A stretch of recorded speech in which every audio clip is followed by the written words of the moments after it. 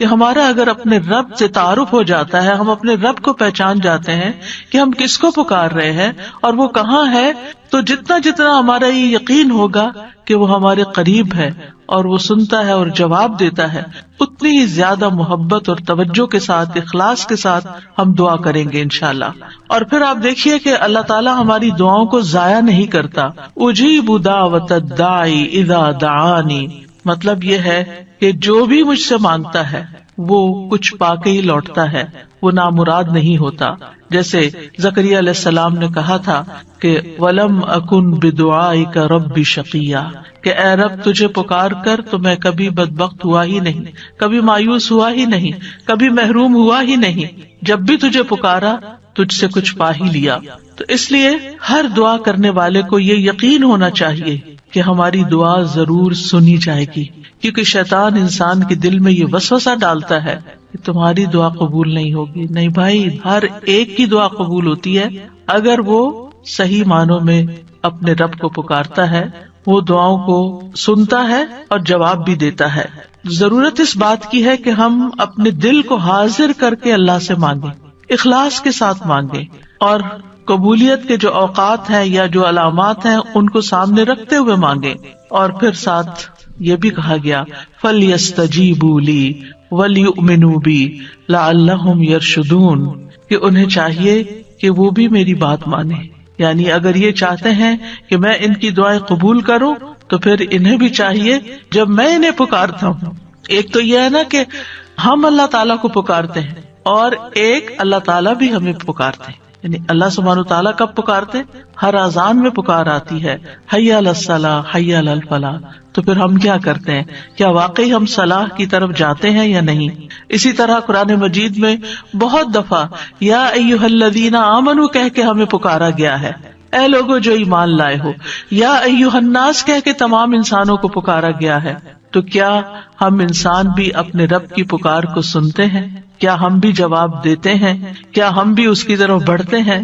اور پھر یہ کہ وَلْيُؤْمِنُوا بِي، چاہیے کہ وہ مجھ پر ایمان لائیں، چاہیے کہ وہ میری بات مانیں، لَعَلَّهُمْ يَرْشُدُونَ، شاید کہ وہ سیدھی راہ پا جائیں۔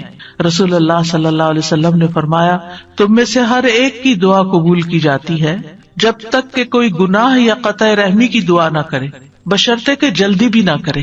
پوچھا گیا یا رسول اللہ وہ جلدی کیا ہے؟ فرمایا یہ کہ کوئی یوں کہے کہ میں نے دعا کی اور میں نے دعا کی، یعنی دوبارہ کہ میں نے تو کئی بار دعا کی، بہت دعا کی، میری تو دعا قبول نہیں ہوتی، اور اس طرح وہ تھک ہار کر دعا کرنا چھوڑ دے۔ ایسا نہ کرے بلکہ دعا کرتا رہے، کیونکہ اس کی قبولیت کے مختلف طریقے ہیں۔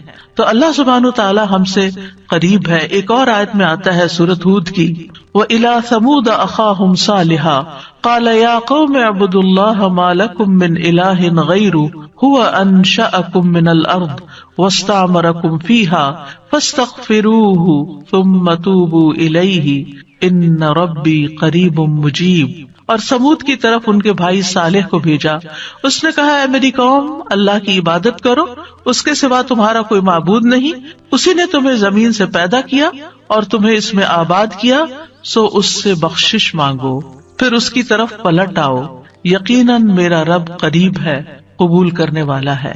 ان ربی قریب مجیب۔ یہاں قوم سمود کی بات کی جا رہی ہے۔ یہ لوگ مدائن کے علاقے میں رہتے تھے جو تبوک اور مدینہ منورہ کے درمیان واقع تھا۔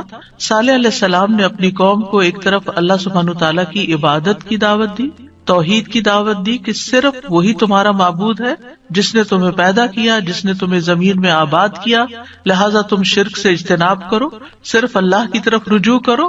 کیوں؟ اس لیے کہ وہ بہت قریب ہے، اپنے بندوں کی دعائیں سنتا ہے۔ تو آپ دیکھیے جو آپ کے قریب ہو اور جو آپ کی بات بھی سنتا ہو، تو کیا آپ نہیں چاہیں گے کہ آپ اس کے قریب ہوں؟ یہاں پر آپ دیکھیے کہ دعا کرنے سے پہلے دو چیزوں کی بات ہے، استغفار اور توبہ کی، کہ اس سے استغفار کرو اور توبہ کرو تو تمہاری دعائیں قبول ہوں گی۔ توبہ کا مطلب یہ ہے کہ گناہوں سے کنارہ کشی اختیار کرو اور اس بات کا پکا وعدہ کرو کہ آئندہ گناہ نہیں کرو گے، اور استغفار کا مطلب ہوتا ہے بخشش طلب کرنا کہ اللہ ہمیں معاف کر دے، ہمارے گناہوں پہ پردہ ڈال دے. اور توبہ اور استغفار دونوں ہم معنی بھی ہیں. امام ابن قیم کہتے ہیں استغفار میں توبہ شامل ہے اور توبہ میں استغفار شامل ہے، اور جب ان کو الگ الگ بولا جاتا ہے تو پھر اس کا معنی الگ الگ بھی ہوتا ہے. اور اگر یہ دونوں اکٹھے آئے یعنی ایک دوسرے کے ساتھ مل کر آئے تو استغفار کا مطلب یہ ہوتا ہے کہ زندگی میں جو ہم کر چکے ہیں غلط کام، برائیاں، اللہ تعالی ہمیں ان کے شر سے محفوظ رکھے. اور توبہ کا مطلب یہ ہے کہ ہم آئندہ گناہ میں پڑنے کے شر سے آپ کی مدد چاہتے ہیں، حفاظت چاہتے ہیں. اور توبہ اس پختہ ارادہ کو بھی کہتے ہیں کہ دوبارہ گناہ نہیں کریں گے، آئندہ یہ نہیں کریں گے. تو ان ربی قریب مجیب، میرا رب یقیناً قریب ہے، مجیب ہے. اور یہاں قریب قرب سے شفقت اور اکرام کے معنوں میں، یعنی رب بہت شفیق اور مہربان ہے، بہت کریم ہے. اور اس کا اپوزٹ ہوتا ہے بعید، دور. اور بہت کا لفظ سختی کے لیے بولا جاتا ہے کہ وہ جو شفیق نہ ہو، سخت ہو، کرخت ہو، اور پھر یہ کہ کچھ نہ دے. تو ایسا نہیں ہے ہمارا رب. ہمارا رب قریب ہے، مہربان ہے، اور اس کے ساتھ ساتھ یہ کہ وہ اپنے بندوں کا اکرام کرتا ہے اور انہیں سیدھے رستے پر چلاتا ہے، ان کی رہنمائی کرتا ہے، ان کی ضروریات پوری کرتا ہے، ان کی حفاظت کرتا ہے، ان کو مدد دیتا ہے، ان کی مشکلات دور کرتا ہے. لہٰذا ہمیں اپنے رب کو قریب پاتے ہوئے اور قربت کا ایک احساس ہوتا ہے. قریب ہونے کا مطلب یہ نہیں کہ اللہ سبحانہ و تعالیٰ کسی نعوذ باللہ فزیکل فارم میں ہمارے ساتھ بیٹھے ہوئے ہیں یا ہمارے دل میں بیٹھے ہوئے ہیں، یہ مطلب نہیں ہے قریب کا. قربت ایک احساس کا نام ہے. آپ نے دیکھا ہوگا بہت سے لوگ دور ہوتے ہوئے آپ کے دل کے قریب ہوتے ہیں، اور کئی لوگ آپ کے ساتھ رہتے ہوئے، آپ کے ساتھ بیٹھے ہوئے، آپ کے ساتھ زندگی گزارتے ہوئے بھی آپ سے دور ہوتے ہیں. تو اللہ سبحانہ وتعالی کا قرب محسوس کرنے کی چیز ہے، اس طرح کہ وہ سنتا ہے. اللہ سبحانہ وتعالی سنتا ہے، السمیع ہے، اللہ تعالیٰ دیکھتا ہے، البصیر ہے، اللطیف ہے، الخبیر ہے، ہمارے دلوں کے راز بھی جانتا ہے. تو اس سے بڑھ کے قریب کون ہوگا جو شہرک سے بھی زیادہ قریب ہے، اور جو ہمارے دل میں خیال اٹھ کر جو ہمارے دماغ تک جاتا ہے اس سے پہلے کہ دماغ تک جائے وہ بیچ میں حائل ہوتا ہے اور وہ جان لیتا ہے کہ بندہ کیا سوچ رہا ہے. نہ صرف یہ کہ وہ یہ جانتا ہے کہ اس وقت کیا کر رہے ہیں ہم، وہ یہ بھی جانتا ہے ہم پاسٹ میں کیا کر چکے ہیں، اور وہ یہ بھی جانتا ہے کہ ہم فیوچر میں کیا کچھ کرنے والے ہیں. کوئی اور ہے ایسا جو اتنا زیادہ ہمیں جانتا ہو؟ کیا وہ ہماری ضروریات کو نہیں جانتا ہوگا؟ کیا وہ ہمارے دکھ کو نہیں جانتا؟ کیا وہ ہماری پریشانیوں کو نہیں جانتا؟ کیا وہ ہماری زندگی کے مقاصد کو نہیں جانتا؟ کیا وہ ہماری کوششوں کو نہیں جانتا؟ کیا وہ ہماری عبادتوں کو نہیں جانتا؟ وہ خوب جانتا ہے، وہ سب کچھ جانتا ہے.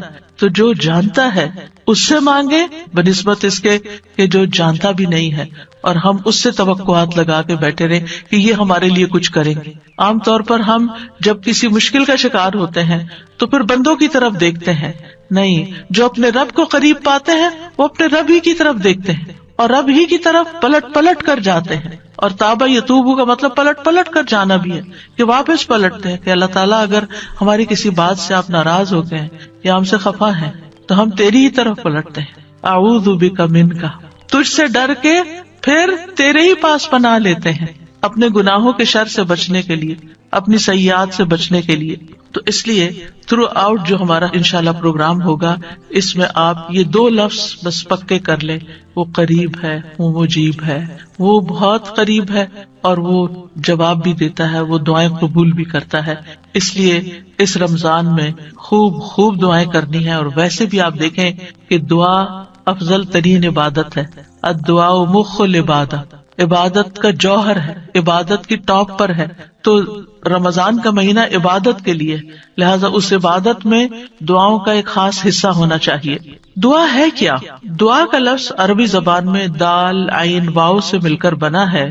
دعا یدعو دعاء و دعوتن، یہ دو مصدر ہیں اس سے. اور دعا کا لفظی معنی ہوتا ہے کسی کو آواز اور کلام کے ساتھ مائل کرنا، پکارنا. یعنی آواز بھی دینا، اس سے بات بھی کرنا، اور اس کو اپنی طرف متوجہ کرنا. ایک ہوتا کسی سے بات کرنا لیکن اس میں مقصد یہ نہیں ہوتا کہ میری طرف متوجہ ہو. مثلا میں آپ سے بات کر رہی ہوں اس وقت، تو مجھے آپ سے ایکسپیکٹیشن نہیں کہ آپ میری طرف متوجہ ہو کہ میری کوئی مدد کریں. لیکن دعا میں جب انسان پکارتا ہے تو اس کا مطلب ہوتا ہے کہ دوسرا متوجہ ہو اور جس مقصد کے لیے اس کو پکارا جا رہا ہے وہ مقصد بھی پورا ہو جائے.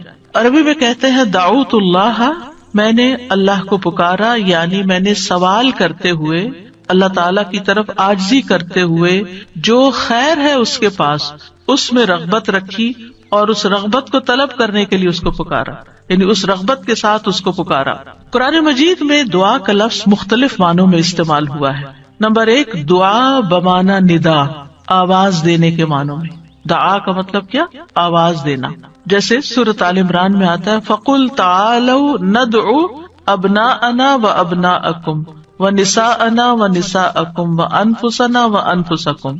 تو آپ کہہ دیجئے کہ آؤ ہم اپنے اور تمہارے بیٹوں کو اور اپنی اور تمہاری عورتوں کو بلا لیں، پکار لیں، یعنی تم بھی ان کو بلا لو، ہم بھی بلا لیتے. تو بلانے کے معنوں میں استعمال ہوتا ہے. تو عربی زبان میں دعا اور ندا یہ دو لفظ مترادف بھی ہیں، ایک دوسرے سے ملتے جلتے ہیں، سینونیمز ہیں، ایک جگہ پر اکٹھے بھی استعمال ہوئے ہیں.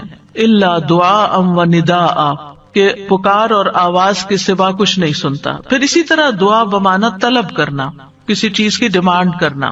قرآن مجید میں آتا ہے وَلَا تَزِرُ وَازِرَةٌ وِزْرَ أُخْرَى وَإِن تَدْعُ مُثْقَلَةٌ إِلَىٰ حِمْلِهَا لَا يُحْمَلْ مِنْهُ شَيْءٌ وَلَوْ كَانَ ذَا قُرْبَىٰ. اور کوئی بھی بوجھ اٹھانے والا کسی دوسرے کے گناہوں کا بوجھ نہ اٹھائے گا.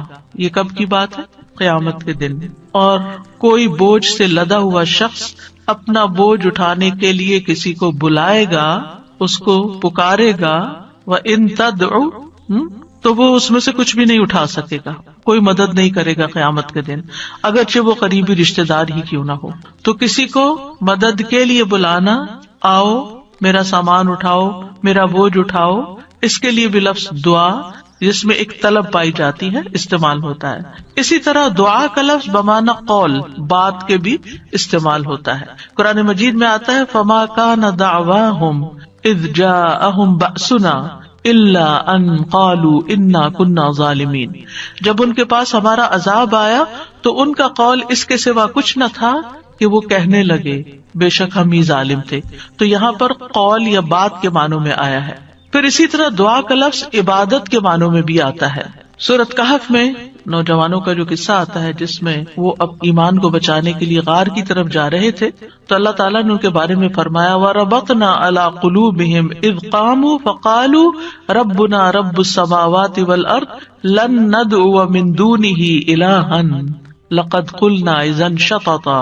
اور ہم نے ان کے دلوں کو مضبوط کر دیا جب وہ اٹھ کھڑے ہوئے تو کہنے لگے ہمارا رب تو آسمانوں اور زمین کا رب ہے، ہم ہرگز اس کے سوا کسی الہ کو نہیں پکاریں گے، یعنی اس کی عبادت نہیں کریں گے، اور اگر ہم ایسا کریں تو یقیناً ہم نے ناانصافی کی بات کی. تو دعا بمعنی عبادت. پھر اسی طرح پانچواں معنی قرآن مجید میں دعا بمعنی فریاد کرنا، طلب کرنا، فریاد کرنا. اور اس میں وَإِن كُنتُمْ فِي رَيْبٍ مِّمَّا نَزَّلْنَا عَلَىٰ عَبْدِنَا فَأْتُوا بِسُورَةٍ مِّن مِّثْلِهِ وَادْعُوا شُهَدَاءَكُمْ. اگر تمہیں اس قرآن میں شک ہے جو ہم نے اپنے بندے پر نازل فرمایا تو اسی طرح کی ایک سورت تم بھی بنا لاؤ اور اللہ کے سوا اپنے گواہوں مددگاروں کو بھی بلا لو.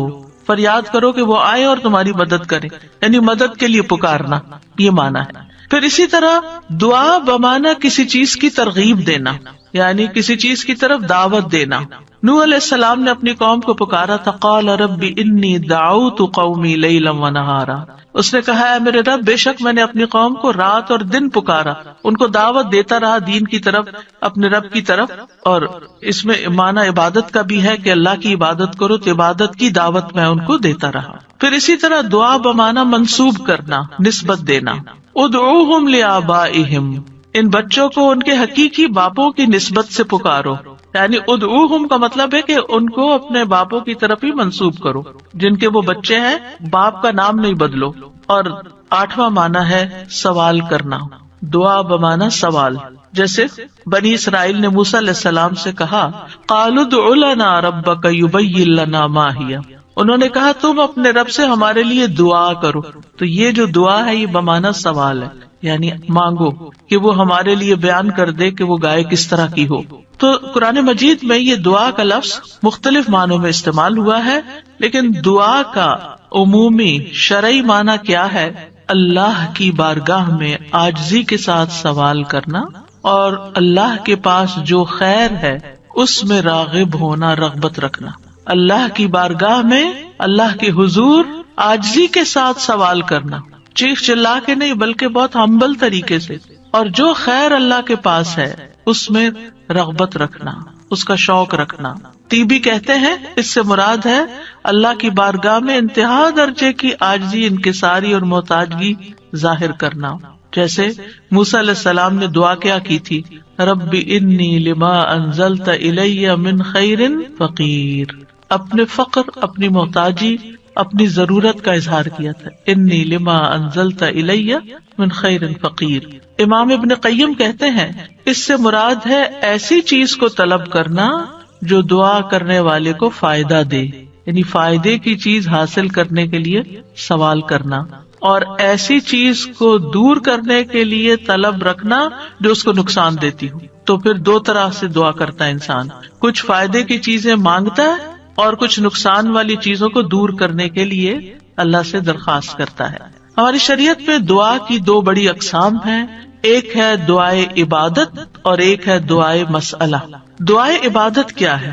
اس سے مراد ہے کہ انسان اللہ سے ثواب کی امید رکھتے ہوئے، اس کے عذاب سے ڈرتے ہوئے اس کی عبادت کرے، اس میں سوال نہیں ہے. تو عربی میں دعا بمانا عبادت بھی استعمال ہوتا ہے، آتا نا وقال ربکم ادعونی استجب لکم ان الذین یستکبرون عن عبادتی سیدخلون جہنم داخرین. اس میں دعا کے دونوں معنی آ گئے، اور تمہارے رب نے فرمایا کہ مجھ سے دعا کرو میں تمہاری دعا قبول کروں گا، یہ تو سوال ہو گیا. اور دوسرا، بے شک وہ لوگ جو میری عبادت سے تکبر کرتے ہیں ان قریب و ذلیل و خوار ہو کر جہنم میں داخل ہوں گے. تو یہاں عبادت کا معنی بھی آ گیا عبادت کے لفظ کے ساتھ، یعنی دعا ایک طرح سے عبادت ہے. تو دعائے عبادت کیا ہے کہ انسان اللہ سے ثواب کی امید رکھتے ہوئے، اس کے عذاب سے ڈرتے ہوئے اللہ کی عبادت کرے، جیسے نماز پڑھے، روزہ رکھے، قرآن کی قرأت کرے، تسبیح کرے، صدقہ کرے، اللہ کی طرف لوگوں کو دعوت دے، تعلیم کا کام کرے. تو انسان ان میں سے جو بھی عبادت کا کام کرے گا وہ دراصل اللہ کی طرف راغب ہوگا، کیونکہ دعا میں رغبت پائی جاتی ہے. اور جو شخص مثلا نماز پڑھتا ہے تو گویا وہ زبان حال سے دعا کر رہا ہوتا ہے، اللہ سے بخشش مانگ رہا ہوتا ہے کہ اللہ تعالیٰ ہمارے اوپر رحم کیجیے، ہم نے جو گناہ کیے ہیں آپ ان کو معاف کر دیجیے. کیونکہ نماز بذات خود کیا کرتی ہے؟ بلاؤں کو ٹالتی ہے، گناہوں کو معاف کرنے کا ذریعہ ہے. ٹھیک ہے. اچھا، صدقہ کیا کرتا ہے؟ گناہوں کی آگ بجھاتا ہے. ٹھیک ہے نا. تو یہ جو گناہوں کی آگ کا بجھنا ہے، یہ ہم بول کے بھی کہہ سکتے اللہ ہمیں جہنم کے عذاب سے بچا، تو وہ ہماری زبان بول رہی ہوتی. لیکن جب ہم صدقہ دے رہے ہوتے ہیں تو گویا ہمارا عمل جو ہے وہ اسی چیز کا تقاضا کر رہا ہے کہ ہم اپنے اوپر سے گناہوں کا بوجھ اتارنا چاہتے ہیں. تو ایک دعا سوال کے انداز میں ہوتی ہے اور ایک دعا حال کے ساتھ بیان ہو رہی ہوتی ہے، عمل کے ساتھ ہو رہی ہوتی ہے. اور دوسری جو دعائے مسئلہ ہے جس میں مانگنے کی دعا ہوتی ہے، تو وہ یہ ہے کہ انسان دنیا اور آخرت کی کوئی بھی بھلائی طلب کرنے اور دنیا اور آخرت کے نقصان کو دور کرنے کا سوال اللہ سے ہی کرے. دنیا اور آخرت کی کوئی بھی بھلائی مانگنا اور دنیا اور آخرت کے کسی بھی نقصان سے بچنا، یہ بس اللہ ہی سے کرے اس کا سوال. یہ دعائے مسئلہ ہے، یہ سوال کرنے والی، یعنی وہ دعا جس میں ہم سوال کرتے ہیں. کن چیزوں کا سوال کرتے ہیں؟ دنیا اور آخرت دونوں. آخرت نہیں بھولنی. ربنا آتنا فی الدنیا حسنۃ وفی الآخرۃ حسنۃ وقنا عذاب النار. تو دنیا اور آخرت کی حسنہ مانگنا اور دنیا اور آخرت کے عذاب سے، مصیبت سے بچنا. وقنا عذاب النار، سب سے بڑی مصیبت تو آگ ہے نا، یعنی اس کی کوئی تکلیف انسان کو پہنچے. نبی صلی اللہ علیہ وسلم نے فرمایا دعا عبادت ہے. قال الدعاء هو العبادۃ، قال ربکم ادعونی استجب لکم، تمہارے رب کا فرمان ہے میں پکارنے والے کی دعا قبول کرتا ہوں جب وہ مجھے پکارتا ہے. تو دعا جو ہے یہ عبادت کی اقسام میں سے سب سے عظیم قسم ہے. امام خطابی اپنی کتاب شأن الدعاء میں کہتے ہیں اس حدیث کی وضاحت کرتے ہوئے الدعاء هو العبادہ، وہ کہتے ہیں کہ دعا عبادت کا ایک بڑا حصہ ہے یا سب سے افضل عبادت ہے.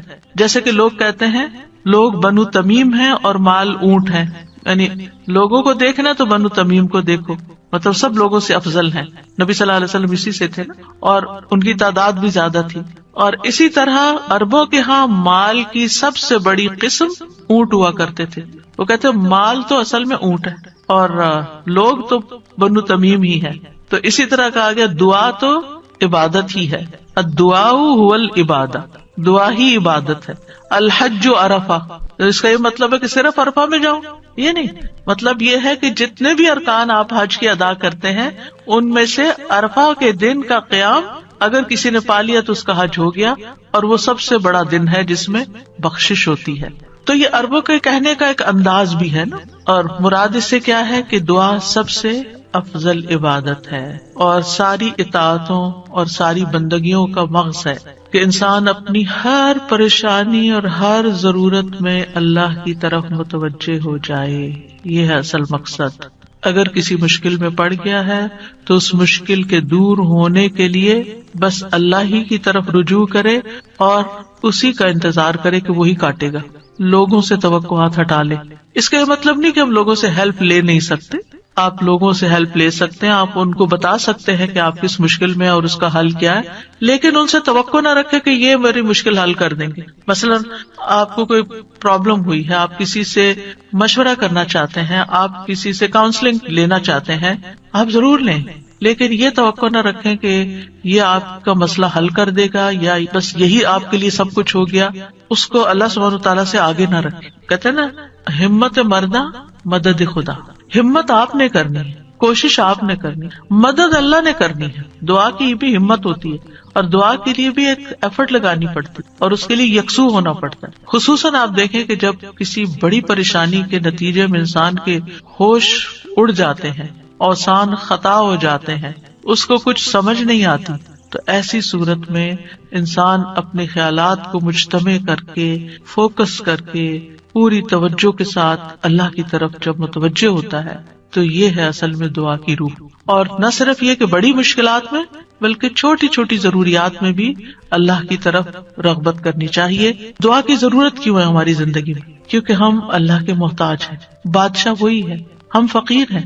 یا ایھا الناس انتم الفقراء الی اللہ، اے لوگو تم سب اللہ کے محتاج ہو. کوئی بھی انڈیپینڈنٹ نہیں، کوئی بھی یہ نہیں کہہ سکتا کہ میں اپنے سب کام خود ہی کر سکتا ہوں. واللہ هو الغنی الحمید، اور اللہ سب سے بے پرواہ ہے اور تعریف کے لائق ہے. بندوں میں سے کوئی بھی بے پرواہ نہیں ہو سکتا، ہم سب محتاج ہیں. دوسری بات، اللہ سارے خزانوں کا مالک ہے.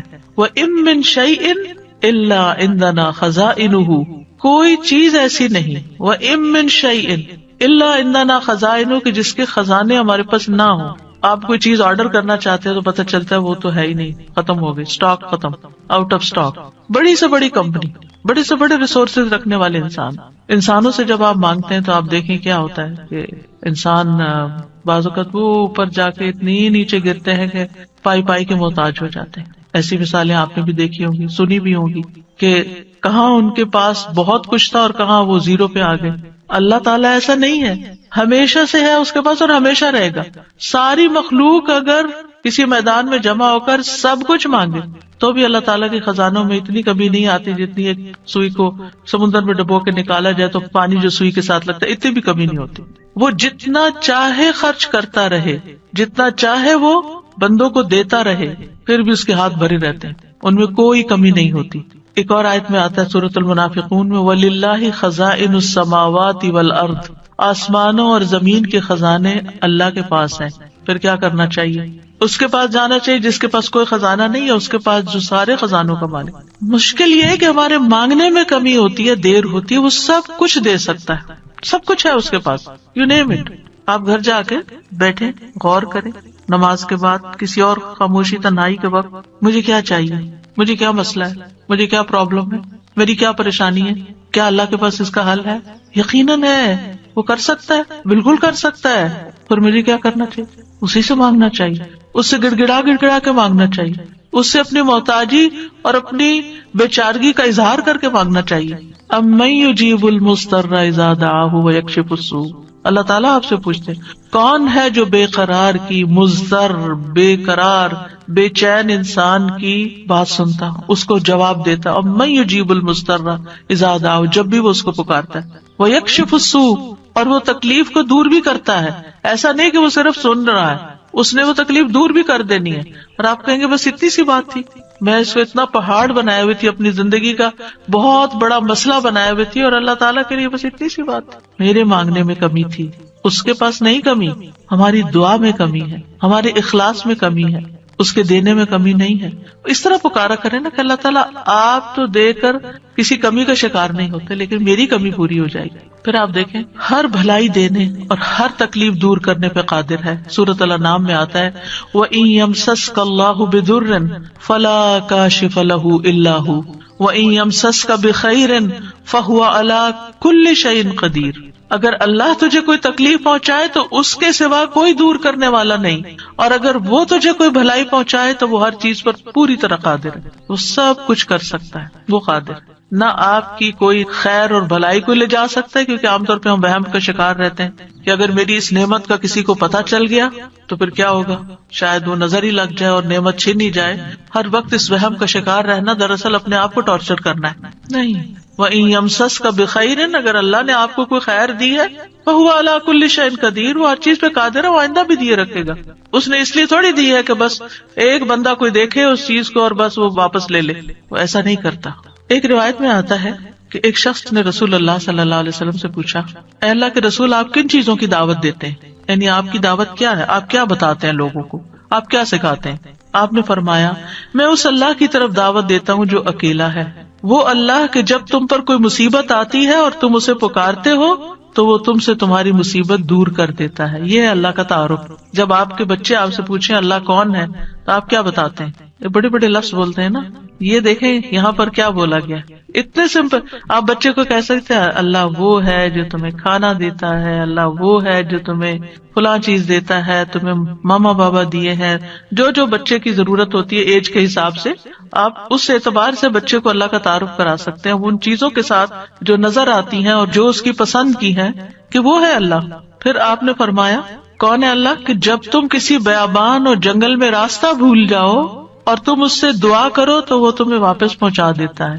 اور صرف جنگل بیابان نہیں، اب تو خیر GPS وغیرہ کی سہولت موجود ہے، اس کے باوجود بھول جاتے ہیں نا، اس کے باوجود غلط ٹرن لے لیتے ہیں، کبھی پہلے اور کبھی بعد میں.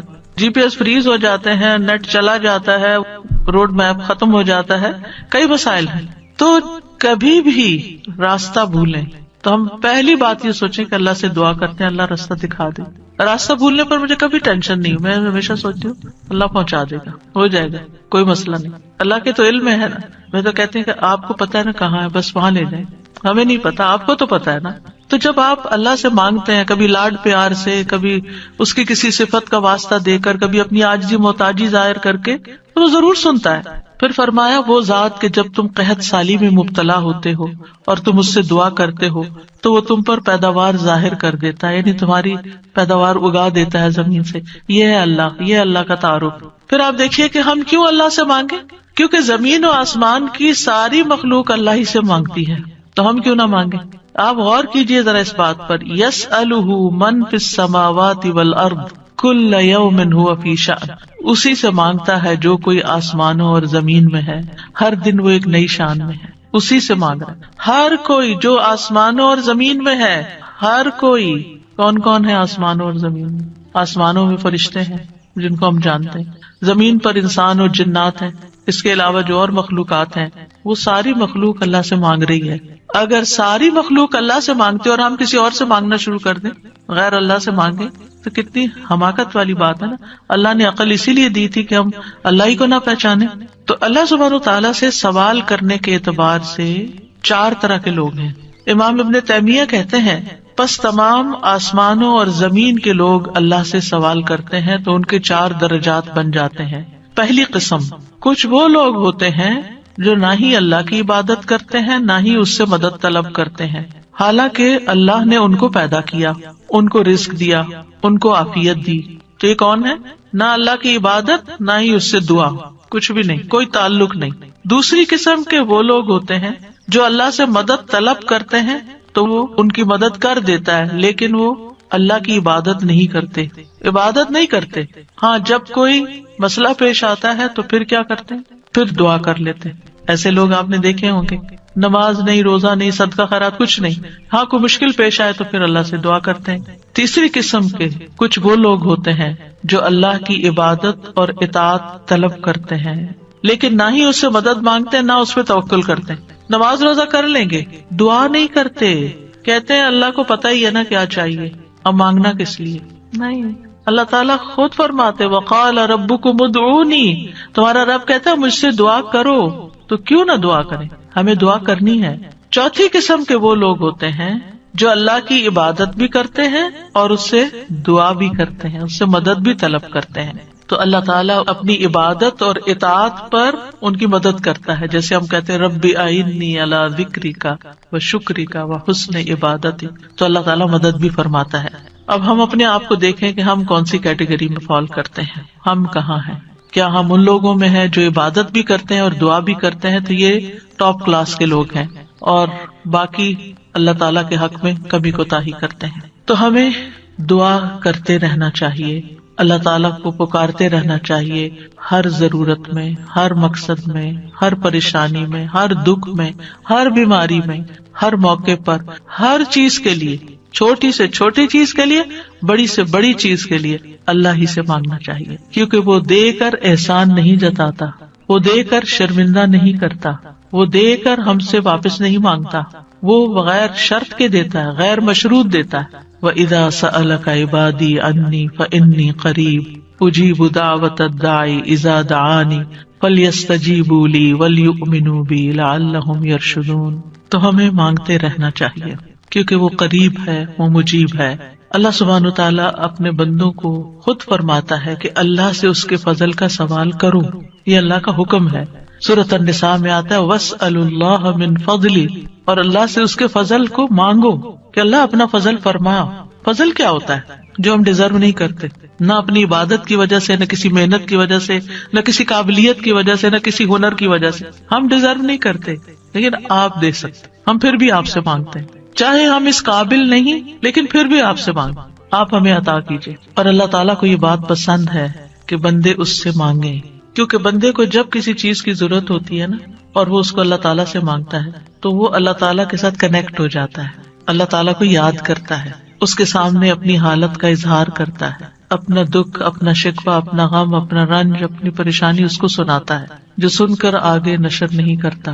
جب ہم بندوں کے سامنے اپنی کسی پریشانی کا ذکر کر دیتے ہیں تو بعض اوقات کیا کرتے ہیں، وہ آگے بیان کر دیتے ہیں اور یوں آپ کے راز کھل جاتے ہیں، آپ کا مرتبہ اور مقام لوگوں کی نگاہ میں گر جاتا ہے. کچھ لوگ آپ سے حسد کرنے لگتے ہیں، کچھ لوگ آپ کی تکلیف پہ خوش ہوتے ہیں. تو اس لیے ہمیں اللہ سبحانہ تعالیٰ کے سامنے ہی اپنے رنج اور دکھ کی فریاد رکھنی چاہیے. اللہ تعالیٰ اپنے بندوں کو ہر چیز کو اسی سے مانگنے کا حکم دیتا ہے. اب ہر چیز میں کیا ہے؟ صحیح مسلم کی روایت ہے، ابو ذر غفاری رضی اللہ عنہ کہتے ہیں کہ نبی صلی اللہ علیہ وسلم اپنے رب تبارک و تعالیٰ سے روایت کرتے ہیں کہ بے شک اللہ تعالیٰ فرماتا ہے اے میرے بندو تم سب گمراہ ہو سوائے اس کے جسے میں ہدایت دوں، پس تم مجھ سے ہدایت مانگو میں تمہیں ہدایت دوں گا. نمبر 1 دعا کیا ہونی چاہیے؟ ہدایت کی. دن کی ہر رکعت میں ہم اہدنا الصراط المستقیم مانگتے ہیں. ہر کام میں ہمیں گائیڈنس چاہیے، ہمیں کلیرٹی چاہیے، چاہے دین کا کام ہو چاہے دنیا کا کام. ہر چیز میں ہمیں صحیح راستہ، صحیح اسٹریٹجیز اختیار کرنے کی ضرورت ہوتی ہے، تب وہ کام ہو پاتا ہے. اور اس طرح ساری کنفیوژن بھی دور ہو جاتی، ساری پریشانی بھی دور ہو جاتی کہ میں نے اللہ سے دعا کر لی، اللہ تعالیٰ آپ مجھے صحیح طریقہ بتا دے، مجھے اس کام کو کیسے لے کے چلنا ہے. تو ہر موڑ پر، ہر کام میں ہمیں ہدایت کی ضرورت ہوتی ہے. تو اہدنا الصراط المستقیم. پھر فرمایا اے میرے بندو تم سب بھوکے ہو سوائے اس کے جسے میں کھلاؤں، تو تم مجھ سے کھانا مانگو میں تمہیں کھانا کھلاؤں گا.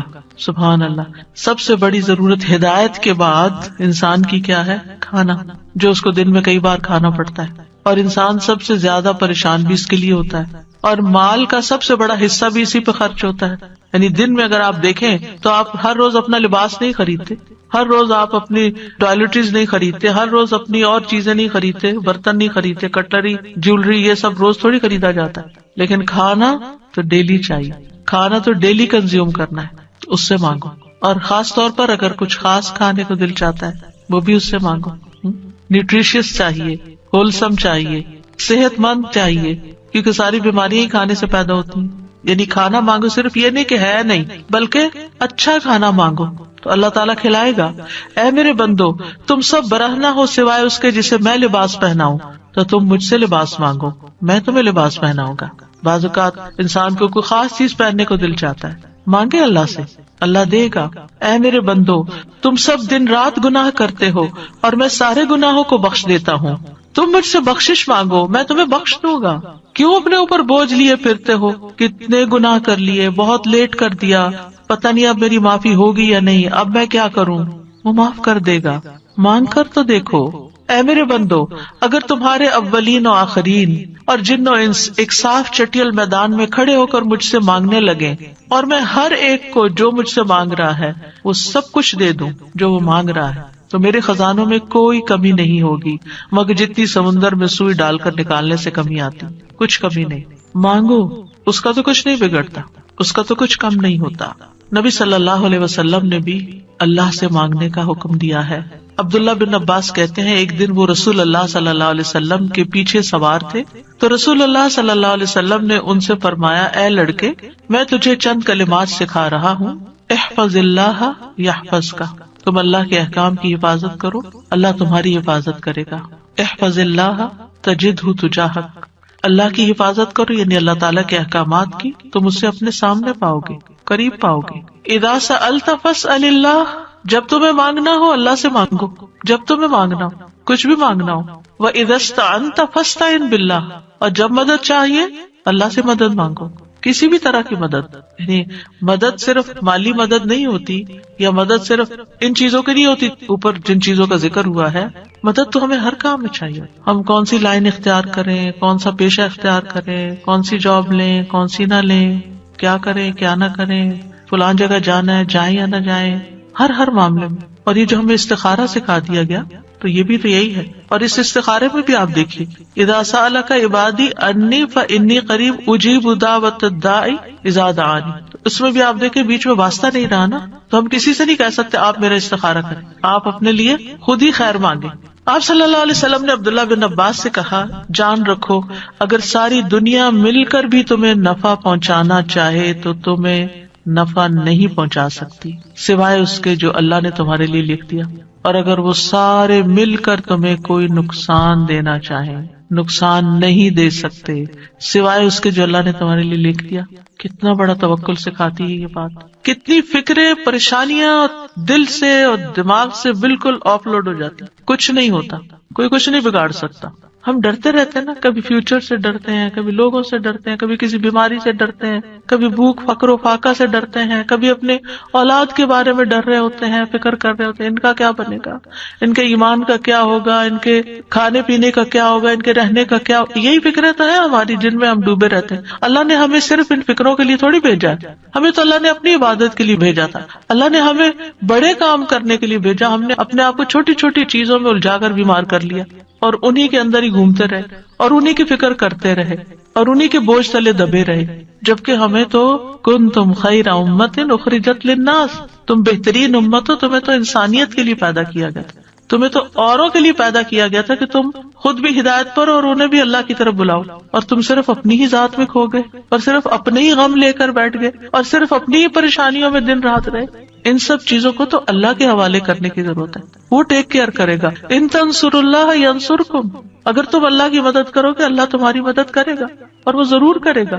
تم اوروں کی فکر کرو اللہ تمہاری کرے گا.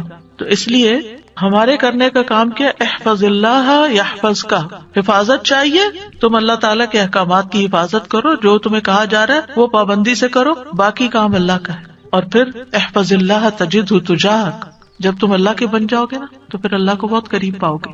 پھر آپ دیکھیے کہ اللہ کے نزدیک دعا سے زیادہ کوئی چیز معزز نہیں. دعا انسان کو عزت دیتی ہے. جب انسان بندوں کے آگے ہاتھ پھیلاتا ہے تو ذلیل ہوتا ہے، اور جب اللہ سے مانگتا ہے 2 ہاتھ اٹھا کے، بندوں کے سامنے تو ہم 1 ہاتھ پھیلاتے ہیں اور اللہ کے سامنے 2 ہاتھ پھیلاتے ہیں. اور جب انسان اللہ سے مانگتا ہے تو اللہ اس بندے سے محبت کرتا ہے اور اس بندے کو دیتا ہے، نوازتا ہے اور عزت دیتا ہے، اپنی جناب سے دیتا ہے. اور جب بندوں سے مانگتے ہیں تو وہ کبھی دیتے ہیں، کبھی نہیں دیتے، اور کبھی دے کے اذیت بھی دیتے ہیں، اور پھر احسان جتاتے ہیں، دکھ دیتے ہیں، ذلیل کرتے ہیں، بعض اوقات آپ کی انا کو مجروح کر دیتے ہیں، آپ کی عزت کو مجروح کر دیتے ہیں، آپ کو بعض اوقات بدنام کر دیتے ہیں. تو اللہ کے نزدیک دعا سے زیادہ کوئی چیز معزز نہیں. لیس شیء اکرم علی اللہ من الدعاء. پھر یہ کہ اللہ تعالیٰ دعائیں سنتا ہے. وَلَقَدْ نَادَانَا نُوحٌ فَلَنِعْمَ الْمُجِيبُونَ. یقیناً نوح نے ہمیں پکارا تو ہم بہت اچھے قبول کرنے والے ہیں. ہم نے ان کی سنی، ہمیں کیوں بتایا جا رہا ہے؟ تاکہ تم بھی پکارو، تمہاری بھی سنی جائے گی. ابراہیم علیہ السلام نے کیا کہا تھا؟ ان ربی لسمیع الدعاء. میرا رب تو یقیناً دعا سننے والا ہے، وہ تو ضرور سنتا ہے. اور پھر خاص طور پر جو مضطر ہو، بے چین ہو، بے قرار ہو، لاچار ہو. امن یجیب المضطر اذا دعاہ ویکشف السوء. یہ لاچار کون ہوتا ہے؟ ابن عباس کہتے ہیں اس سے مراد وہ شخص ہے جس کی ایسی ضرورت ہو جو اس کو مشقت میں ڈال دے، یعنی مصیبت میں پڑ جائے انسان، چاہے اندر قلبی روحانی طور پر، چاہے مالی طور پر، چاہے صحت، یعنی کسی بھی اعتبار سے جو چیز اس کو مشکل میں ڈال دے، مشقت میں. یہ لاچاری ہوتی ہے، کہتے ہیں ڈپینڈنسی جیسے ہو جاتی ہے دوسروں پر. سدی کہتے ہیں کہ اس سے مراد وہ شخص ہے جس کے پاس کوئی ہیلا چارہ قوت باقی نہ رہے، یعنی دنیا میں اس کا کوئی وسیلہ سبب نہیں رہا، تنہا رہ گیا، وہ سنتا ہے. ذنون کہتے ہیں اس سے مراد وہ شخص ہے جو اپنے تعلقات کو اللہ کے سوا سب سے کاٹ دے، بس اللہ ہی ہے میرا. ابو جعفر کہتے ہیں کہ اس سے مراد مفلس شخص ہے جس کے پاس کچھ نہیں. سہل بن عبداللہ کہتے ہیں اس سے مراد وہ شخص ہے جو اپنے ہاتھ دعا مانگتے ہوئے اللہ کی طرف بلند کرتا ہے، اوپر اٹھاتا ہے، حالانکہ اس کے پاس اطاعت کا کوئی نیکی کا کام نہیں ہوتا جس کو وہ وسیلہ بنا سکے.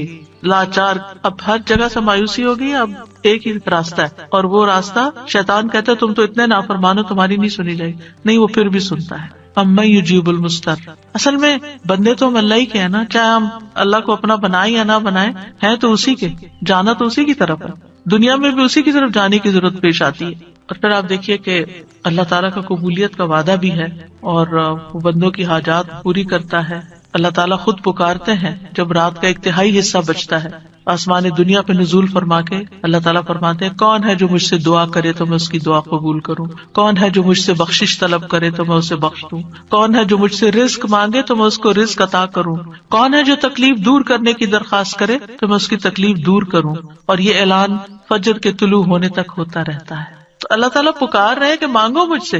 اب دیکھیے اگر کبھی آپ کے پیرنٹس میں سے کوئی یا کوئی بڑا یا اگر آپ سے کہے کہ اچھا مانگو، کیا مانگتے ہو، فرمائش کرو، کیا کرتے ہیں ہمارا حال کیا ہوتا ہے؟ بہت خوش ہو جاتے ہیں، اتنی بڑی آفر آ گئی، کرو فرمائش، کیا چاہیے، جیولری چاہیے، کپڑے چاہیے، جو چاہیے مانگو.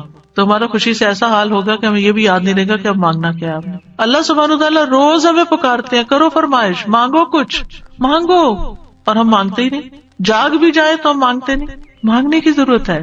آپ دیکھیے کہ دنیا کے بادشاہ جب کوئی سوالی آتا ہے، کوئی بیگر آتا ہے، وہ دروازے بند کر دیتے ہیں. جو انسان 2 سے 3 دفعہ آپ سے کچھ مانگ چکا ہو، جب آپ اس کو دیکھتے ہیں تو وہ موڑ کے چل دیتے ہیں، یہ پھر آ گیا ہے، پھر کچھ مانگے گا.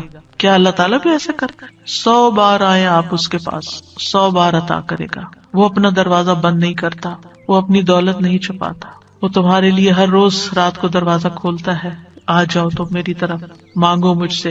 امام ابن قیم کہتے ہیں اللہ جس کے ساتھ خیر کا ارادہ کرتا ہے اس کے لیے ذلت کا، عاجزی کا، اللہ کی بارگاہ میں پناہ پکڑنے اور محتاجی ظاہر کرنے کا دروازہ کھول دیتا ہے. یعنی اس کو دعا مانگنا آ جاتا ہے، اور جس کو دعا کی توفیق مل گئی اس کو ہر خیر مل گئی. تو اصل چیز یہ ہے کہ دعا کی توفیق ہو جائے، دعا مانگنا شروع کر دیں. آپ دیکھیں کہ اس نیت سے بھی یہ پروگرام رکھا گیا تھا کہ ہم روز دعا کے بارے میں کچھ سنیں، پھر دعا کے مطلب کو سمجھیں، دعا کرتے رہے تاکہ ہمیں دعا مانگنا آ جائے.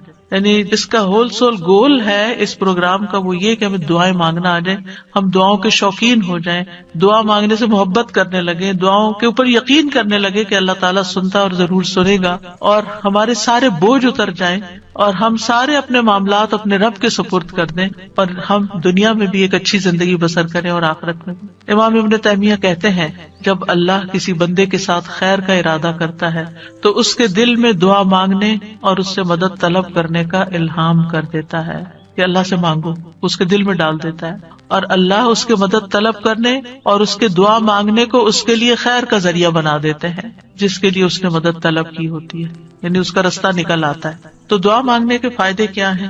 دعا ہر حال میں انسان کو فائدہ دیتی ہے۔ نمبر 1، دعا مانگ رہے ہوتے تو آپ عبادت کر رہے ہوتے ہیں، یہ اجر الگ لکھا جاتا ہے۔ اللہ تعالیٰ کی پسند کا کام کر رہے ہوتے ہیں، اللہ تعالیٰ سے کنیکٹڈ ہوتے ہیں، اور پھر یا تو دعا فوراً قبول ہو جاتی ہے، جو مانگا وہ اسی وقت مل جاتا ہے، یا پھر یہ کہ کوئی ایسی مصیبت ٹل جاتی ہے جو آنے والی تھی اور آپ کی اس دعا کی وجہ سے وہ مصیبت چلی گئی۔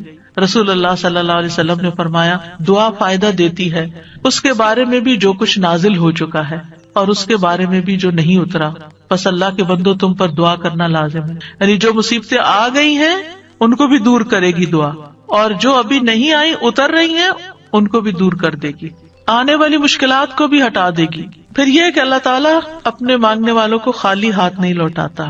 حدیث میں آتا ہے بے شک اللہ عز و جل کو اس بات سے حیا آتی ہے کہ اس کا کوئی بندہ اس کے سامنے ہاتھ پھیلا کر کسی خیر کا سوال کرے اور وہ انہیں خالی لوٹا دے، کہ کچھ بھی نہ ڈالے اس میں، ایسا نہیں ہوتا۔ انس رضی اللہ عنہ کہتے ہیں رسول اللہ صلی اللہ علیہ وسلم نے فرمایا بے شک اللہ بڑا رحیم ہے، بڑے کرم والا ہے، اس کو اس بات سے شرم آتی ہے کہ اس کا کوئی بندہ اس کے آگے اپنے دونوں ہاتھ پھیلائے اور وہ ان دونوں میں کوئی خیر نہ ڈالے، وہ ایسا نہیں کرتا۔ جو مسلمان بھی اپنی حاجت اللہ کے آگے رکھ دیتا ہے اللہ تعالیٰ اسے ضرور نوازتا ہے، ضرور دیتا ہے۔ رسول اللہ صلی اللہ علیہ وسلم نے فرمایا جو مسلمان اپنا چہرہ اللہ کے سامنے گاڑ کر، یعنی پورے فوکسڈ طریقے سے توجہ کے ساتھ کسی چیز کا سوال کرتا ہے وہ اس کو وہ چیز ضرور عطا کرتا ہے، خواہ جلدی عطا کرے یا ذخیرہ کر کے رکھ لے اس کے لیے اگلی دنیا میں عطا کرے، لیکن ملتا ضرور ہے۔ اور پھر آپ دیکھیے اس آیت میں اللہ تعالیٰ نے کوئی شرط نہیں رکھی، یعنی جو مانگو گے میں دوں گا، یہ نہیں کہا تم یہ کر کے آنا پھر میں دوں گا، بعد میں کہا کہ ٹھیک ہے تم بھی میری بات مانا کرو، ریکمینڈیڈ ہے یہ بات، لیکن شرط نہیں ہے کہ تم نے مانی تو پھر ہی میں بھی تمہاری مانوں گا۔ اور پھر آپ دیکھیے کہ یہ ہمارا فرض بنتا ہے کہ ہم اپنی دعاؤں میں اخلاص پیدا کریں، ورنہ اللہ تعالیٰ تو ہر ایک کو نیک بد گناہگار حتیٰ کہ ابلیس کی بھی دعا قبول کر لیتا ہے۔ دعا کے سبب تقدیر بدل جاتی ہے۔ حدیث میں آتا ہے قضاء کو صرف دعا ہی بدل سکتی ہے اور نیکی کے علاوہ کوئی چیز عمر کو نہیں بڑھا سکتی۔ نیکی کرتے جاؤ انشاءاللہ عمر بھی لمبی ہوگی اور نیکیوں کی مزید توفیق ہوگی۔ دعا کی وجہ سے آزمائشیں ٹل جاتی ہیں۔ امام غزالی کہتے ہیں بس جان لے کہ قضاء و قدر میں سے یہ بھی ہے کہ اللہ آزمائشوں کو دعا کے ذریعے ٹال دیتا ہے، چنانچہ دعا آزمائشوں اور بلاؤں کو ٹالنے اور رحمت کے حصول کا سبب ہے، جیسا کہ ڈھال تیروں کو ٹالنے اور واپس لوٹانے کا سبب ہے، یعنی کہ جو شیلڈ ہے اس سے آپ پروٹیکٹڈ ہوتے ہیں، اور جیسے پانی زمین سے نباتات نکالنے کا سبب ہے، یعنی آپ پودا لگاتے ہیں اسے پانی لگاتے ہیں تو اس میں سے کچھ نکل آتا ہے۔ جن لوگوں کے گارڈنز ہیں وہ تو یہ تجربہ کرتے ہی ہوں گے کہ جب سمر آتی ہے اور وہ ڈالتے ہیں کچھ تو پھر اس میں سے ننھی منی کونپلیں نکلتی ہیں، لیکن اگر نہیں تو میں آپ سب کو ریکمینڈ کروں گی کہ اللہ الخالق کی تخلیق کو دیکھنے کے لیے گھر میں ہی کوئی مٹی کا پاٹ رکھ لیجئے اور اس میں کوئی بیج ڈال دیجئے اور ان بیجوں کے پھوٹنے اور چھوٹی چھوٹی کونپلیں نکلنے کے عمل کو دیکھیے، آپ کو اللہ پہ اتنا پیار آئے گا، اتنی محبت آئے گی۔ یہ اللہ کی تخلیق کی نشانیاں ہیں نا، اور اس سے اللہ کی پہچان ہوتی ہے، انسان اللہ کے قریب ہوتا ہے، اللہ کی قدرت نظر آتی۔ تو اب امام غزالی کہتے ہیں کہ جیسے پانی زمین میں ڈالیں اور بیج سے کچھ نکلے گا، یہ پانی ڈالنا سبب ہے بیج پھوٹنے کا، ایسے ہی دعا سبب ہے خیر ملنے کا۔ مانگو تاکہ تمہیں ملے، بہت کچھ تو وہ ہمیں بن مانگے بھی دے رہا ہے، ہم نے وہ مانگا بھی نہیں ہوتا جو کچھ وہ ہمیں دیتا ہے، لیکن اس سے زیادہ اگر تم مانگو گے تو پھر والا وہ کیوں نہیں دے گا۔ اور پھر وہ کہتے ہیں کہ جیسے ڈھال تیر کو لوٹاتی ہے اور دونوں ایک دوسرے کی مدافعت کرتے ہیں، اسی طرح دعا اور آزمائش آپس میں زور آزمائی کرتے ہیں۔ آزمائش اوپر سے اتر رہی ہوتی ہے اور دعا نیچے سے چڑھتی ہے اور بیچ میں جا کے وہ ان کی لڑائی ہوتی ہے، دعا کہتی ہے واپس چلو، اس بندے پہ نہیں آنا۔ تو اس لیے بہت ضروری ہے کہ ہم اللہ تعالیٰ سے مانگتے رہیں۔ اور آپ دیکھیں کتنی دعائیں ایسی ہیں جنہوں نے تاریخ کا رخ پھیر دیا، شر سے خیر کی طرف، بہتر سے بہترین کی طرف. ابراہیم علیہ السلام کی دعا کی مثال. انہوں نے مانگا تھا ربنا وابعث فیہم رسولا منہم یتلو علیہم آیاتک ویعلمہم الکتاب والحکمت ویزکیہم انک انت العزیز الحکیم. 2500 سال بعد دعا قبول ہوئی. محمد الرسول اللہ صلی اللہ علیہ وسلم دنیا میں تشریف لائے اور انسانی تاریخ کا دھارا بدل گیا. ابو امامہ کہتے ہیں میں نے کہا اللہ کے رسول صلی اللہ علیہ وسلم آپ کے اس کام کی ابتدا کیسے ہوئی؟ یعنی آپ نے یہ جو سب کچھ کیا ہے بگننگ کہاں سے تھی؟ کہا میرے باپ ابراہیم علیہ السلام کی دعا سے. آپ بھی اپنے بچوں کے لیے، نسلوں کے لیے، اپنے شاگردوں کے لیے دعائیں کیا کریں.